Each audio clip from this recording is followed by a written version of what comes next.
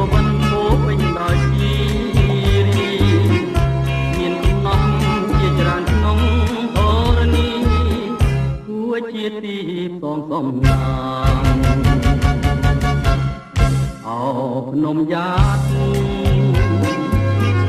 ដោយប្រសាទនៅជិតវត្តក្លងស្លាង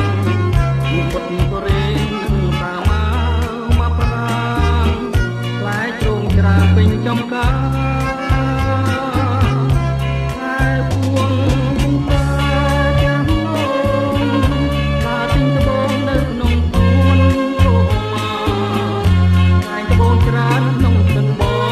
ជីខាលួងបានកាលណាទីចាយអងអូតាប្រាំង